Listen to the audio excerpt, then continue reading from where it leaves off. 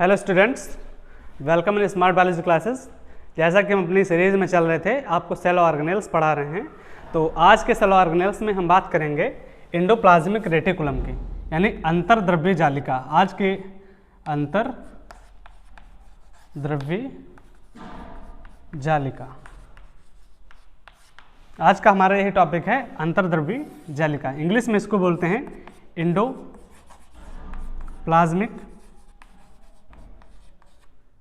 Reticulum.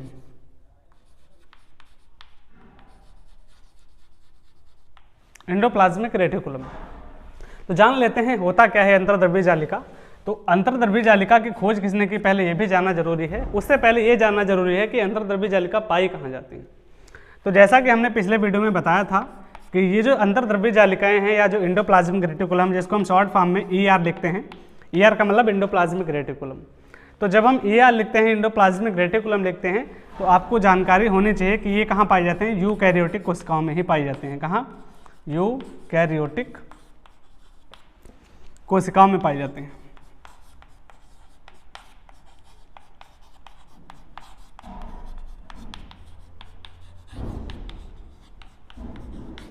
पाए जाते हैं, कहाँ पाए जाते हैं? यूकैरियोटिक कोशिकाओं में पाए जाते हैं। ठीक है।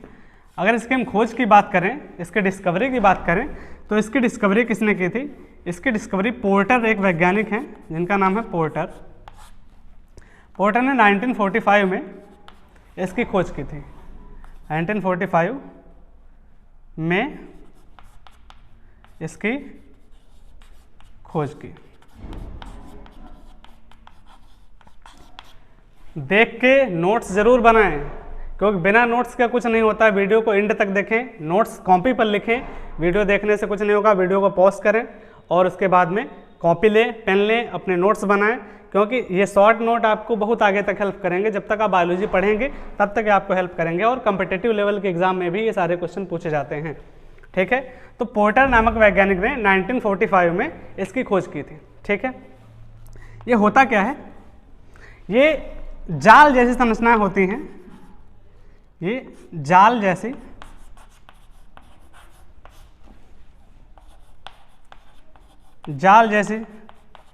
संरचनाएं होती हैं।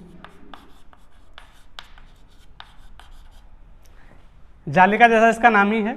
तो जाल जैसी संरचनाएं होती हैं जो कहाँ पाई जाती हैं? कोशिका द्रव्य में पाई जाती हैं। कोशिका द्रव्य समझते ना, कोशिका के अंदर जो द्रव भरा रहता है उसमें पाए जाते हैं। कहाँ पाए जाते हैं?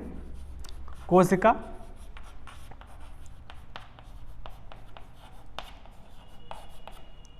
द्रव्य में पाए जाते हैं।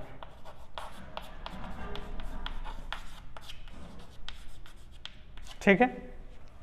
आगे देखते हैं। अब ये जरूरी नहीं कि जाल जैसी संरचनाएं हों, कभी कभी ये ट्यूब के जैसी हो सकती हैं, मतलब नलिकाकार हो सकती हैं। कभी कभी ये नलिकाकार हो सकती हैं, नलिकाकार हो सकती हैं, गोलाकार हो सकती हैं,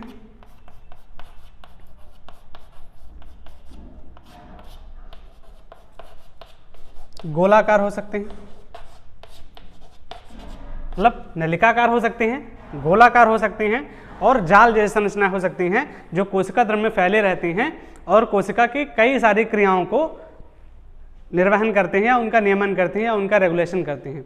वो हम कार्य में जब बताएंगे तब आपको बताएंगे कि इनका काम क्या होता है।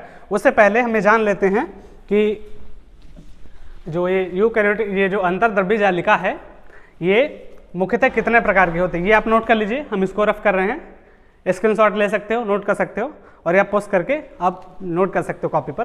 देखिए,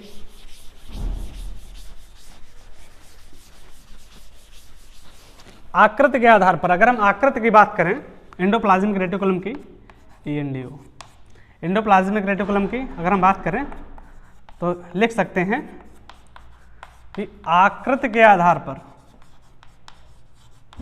आकृति के आधार पर मतलब इनकी बनावट, शेप, साइज के आधार पर इनको कितने भाग में बांटा गया है। ये कितने प्रकार के होते हैं? 3 प्रकार के होते हैं।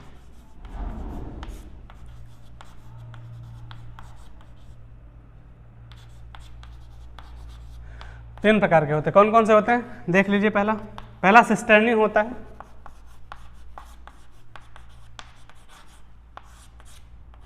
पहले को सिस्टर्नी बोलते हैं इंग्लिश में, CISTERNAE, सिस्टर्नी। दूसरा ट्यूब्यूल होता है, TUBULES, ट्यूब्यूल्स होता है, इसको नलिकाकार कह सकते हैं, नलिकाकार कह सकते हैं इसको। तीसरा वेसिकल होता है,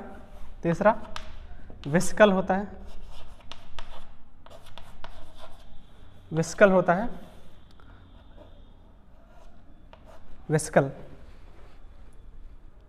इनको हम कह सकते हैं कि अंडाकार होती हैं, या इनकी हिंदी तो कोई नहीं है फिलहाल, लिख सकते हैं आगे अंडाकार। कहने का मतलब ये है जो सिस्टर्नी होती हैं ये जाल जैसी संरचनाएं होती हैं, ये जाल जैसी फैली रहती हैं कोशिका के अंदर इस तरीके से, और इनमें छोटे छोटे ये राइबोसोम जैसे लगे रहते हैं। इनमें ये छोटे छोटे ऐसे यहाँ पर राइबोसोम जैसे लगे रहते हैं, ये कोशिका द्रव में पाया जाता है। तो ये जो जाल जैसी संरचनाएं जो कोशिका द्रव के अंदर फैली रहती हैं सिस्टर्नी कहलाती हैं। जो छोटे छोटे ट्यूब जैसी संरचनाएं पाई जाती हैं, ऐसे ट्यूब जैसी संरचनाएं पाई जाती हैं, इनके ऊपर भी कोशिका ऐसे लगे रहते हैं। तो ये जो ट्यूब जैसी संरचनाएं पाई जाती हैं, ये ट्यूब जैसी संरचना क्या होती हैं, ये ट्यूब्यूल्स कहलाती हैं, और इन पर क्या होता है, राइबोसोम छोटे छोटे इन पर लगे रहते हैं। तो ट्यूब जैसी संरचनाएं होती हैं, इन पर राइबोसोम लगे रहते हैं, तो ये ट्यूब्यूल्स होता है। और थर्ड जो वेसिकल है, अंडाकार जो है, ये ऐसे गोल गोल संरचनाएं होती हैं इस तरीके से कुछ, इन पर भी राइबोसोम छोटे छोटे लगे रहते हैं, तो ये अंडाकार संरचनाएं होती हैं। तो इस तरीके से हमने आपको बताया कि आकृति के आधार पर जो एंडोप्लाज्मिक रेटिकुलम होता है ये 3 प्रकार का होता है। कौन कौन सा? सिस्टर्नी जो जाल जैसा होता है, ये ए वाला जो है सिस्टर्नी है।